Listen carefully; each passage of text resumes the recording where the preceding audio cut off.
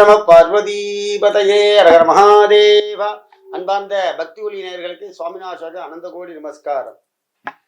இப்ப நமது ஜாதகத்துல பலவிதமான தோஷங்கள்லாம் நம்மள்ட்ட இருக்கு. ஒவ்வொரு ஜாதகத்தை பார்த்தேனும் ஒவ்வொரு விஷயமான தோஷங்கள் இருக்கும். அப்படிப்பட்ட எல்லா ஜாதகத்திலும் நவக்கிரகங்கள் ஒத்துமையா இருக்குங்கிறது சாத்தியமே கிடையாது.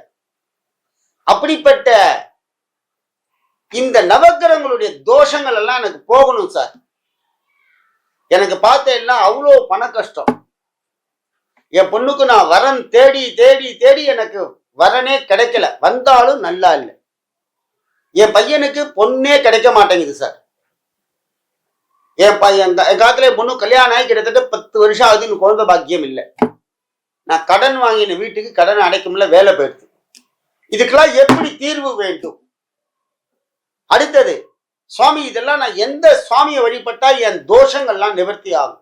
ஒவ்வொரு இடத்துலையும் ஒவ்வொருத்தரும் ஒவ்வொன்று சொல்றா. இதெல்லாம் என்ன பண்றது அப்படின்னா, நம்ம ஜாதகத்திலே இருக்கக்கூடிய நவக்கிரகங்கள் ரொம்ப சக்தி வாய்ந்தவை.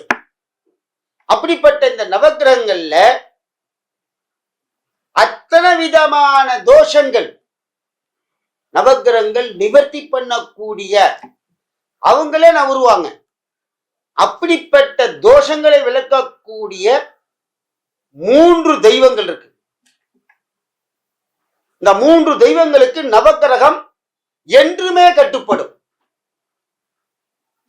3 பேரையும் தொடல. முதல்ல விநாயக பெருமான் நவக்கிரகங்களை சரீரத்திலே வச்சுட்டு இருக்க, நித்திய பூஜை பண்றா விநாயக பெருமானை. அப்ப நம்மளுடைய விஷயங்களை விநாயக பெருமானை நாம் சங்கட சதுர்த்தியில வழிபடணும். அன்னைக்குதான் போகணும். அன்னைக்கு சுவாமிக்கு அபிஷேகத்துக்கெல்லாம் கொடுக்கணும். சங்கட சதுர்த்தி நம்ம போய் உட்காந்துடணும். பிள்ளையாட்ட நீ விரதம் இருக்கியோ இல்லையோ பிள்ளையார போய் பார்க்கணும். சுவாமி, ரொம்ப எனக்கு வேகமா என்னுடைய கஷ்டங்கள் தீரணும், என் பிரார்த்தனைகள் எல்லாம் நிறைவேறணும்னா டெய்லி பிள்ளையார போய் பார்க்கணும். டெய்லி வாசல்ல நீங்க ஆபீஸ் போகும்போது இப்ப பிள்ளையார் இல்லாத இடமே கிடையாது. கொஞ்சம் வண்டியை நிறுத்திட்டு செருப்பெல்லாம் அவுத்துட்டு பிள்ளையார வாசலே நின்று பிரார்த்தனை பண்ணிட்டு போகலாம். சுவாமி, இன்னைக்கு என்ன காரியத்தை நல்லபடியா நடத்தி கொடுங்கன்னு சொல்லிட்டு போகலாம். நவக்கிரகங்களுடைய கஷ்டங்கள்லாம் எனக்கு வரக்கூடாது, எந்த ஒரு தொந்தரவும் வரக்கூடாதுன்னு செஞ்சுட்டு போகலாம். அடுத்த கடவுள் முருகப்பெருமான். முருகப்பெருமானுடைய அனுகிரகம் நிறைய வேணும் நமக்கெல்லாம். இந்த நவக்கிரக நாயகர்கள் முருகப்பெருமான் சூரபத்மனை வரம் செய்ய போகும்போது நவநாயகர்கள் முருகப்பெருமானுடன் இருந்தார்கள். தோஷ நிவர்த்தி. பயப்படவே பயப்படாதீங்க. ஜாதகத்தை கல்யாணம் ஆகல, குழந்தை பிறக்கல, எங்க வீட்டுல இந்த கஷ்டம் என் பையன் அதை சொல்றான், எல்லாரும் இந்த ஜாதகத்தை பார்த்து பயந்து போறீங்க. பயப்படாதீங்க. நம்ம கஷ்டத்தை நிவர்த்தி பண்ணக்கூடிய கடவுள்கள்லாம் இருக்காங்க. பக்தியா போய் நிக்கணும். சாமி, நானே கடைக்காரன், கோயில பண்ண 10,000 ரூபாய் பணம் கேட்கிறாங்க. உங்க சக்தியை சொல்லுங்கள்.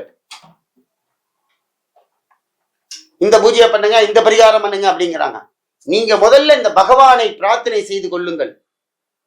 முருகப்பெருமான் அனைத்து விதமான தோஷங்களை நிவர்த்தி பண்ணுகிறார். நவக்கிரகங்களுக்கெல்லாம் கொடுத்தாதான் சார் போகும். நவக்கிரகங்களுக்கெல்லாம் பிரார்த்தனை மட்டும் போதாது, கொடுக்கணும்.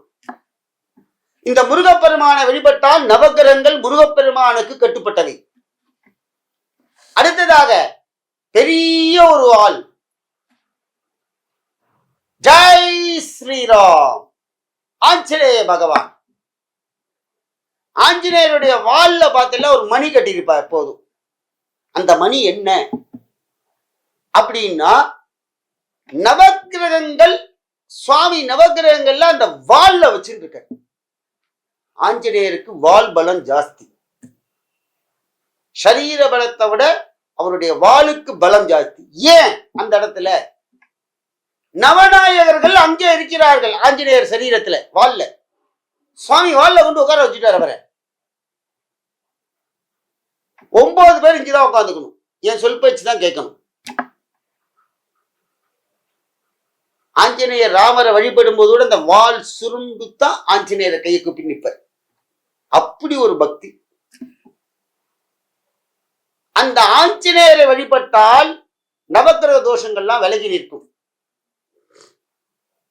ஆஞ்சநேயர்கிட்ட போய் சொன்னேன்னு வச்சுங்க, சனிக்கிழமை அன்னைக்கு சனி பகவானுக்கு வழக்கு போட்டுட்டு ஆஞ்சநேயர்கிட்ட சொல்றேன், சுவாமி என் ஜாதகத்துல ஜென்மத்துல மீனராசியில உட்கார்ந்து இருக்கார் சனி பகவான், எப்படி சுவாமி அப்படின்னு கேட்டேன்னா, ஆஞ்சநேயா அவர்கிட்ட நீங்க சொல்லிட்டேன்னா அவர் வாழ்ல சனி பகவான் இருக்கார்.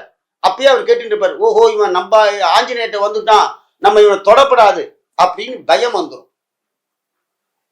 இந்த நவக்கிரக தோஷங்கள் நீங்க கல்யாண பாக்கியம் அனைத்து விதமான சங்கடங்களை நிவர்த்தி பண்ணக்கூடிய ஆஞ்சநேயர் பகவான் அவர் வாழ்ல நவக்கிரகங்களை வச்சுட்டு இருக்கார். ஏன் அங்க மணி கட்டியிருக்கார் அப்படின்னா, அந்த மணியுடைய தாத்பரியம் என்ன அப்படின்னா, நம்மளுடைய தோஷங்கள் எல்லாம் நவக்கிரக தோஷங்கள் எல்லாம் நிவர்த்தி பண்றதுதான். நீங்க ஏதாவது ஒரு பொருள் வச்சேன்னா அதுலதான் போய் பார்ப்பேன். அந்த நவநாயகர்கள் எல்லாம் அங்க இருக்கா, அப்பார சக்தி. அப்படிப்பட்ட இந்த 3 கடவுள், விநாயகப் பெருமான், முருகப்பெருமான், ஆஞ்சநேயர், நவக்கிரகங்களை கையில வச்சுட்டு இருக்கா. அவெல்லாம் அவளே நவக்கிரகங்களே சரண்டர் ஆனவா, எந்த சுவாமிகிட்டையும் சரண்டர் ஆகல நவக்கிரகங்கள். இந்த 3 பேர்ட்ட மட்டும்தான் சரண்டர் ஆனா. ஆகையினால ஆன்மீக நேர்களே, உங்களுடைய அனைத்து விதமான கஷ்டங்களை நிவர்த்தி பண்ணக்கூடிய தெய்வங்கள் 3. ஒன்று விநாயகப் பெருமான், சங்கடகத்தில் வழிபடுங்கோ. முருகப்பெருமான் கிருத்திகையிலையும் வளர்பிறை சஷ்டியிலையும் வழிபடுங்கள். 3வதாக ஆஞ்சநேயர் மூலா நட்சத்திரத்தில் வழிபடலாம்.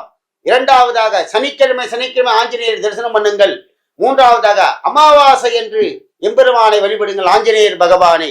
உங்களுடைய மனசுக்கு எந்த சுவாமி உங்களுக்கு அனுகிரகம் பண்றாரோ அவ்வளோ வேகமா அந்த சுவாமியோடைய பாதத்தை பிடித்து கொண்டு அனைத்து விதமான நவக்கிரக தோஷங்கள்லாம் நிவர்த்தியாகி எல்லோரும் வாழ்க்கையில் இன்பற்றுக்குமாறு கிடைக்கும். அரணம பார்வதி பதையே மகாதேவா.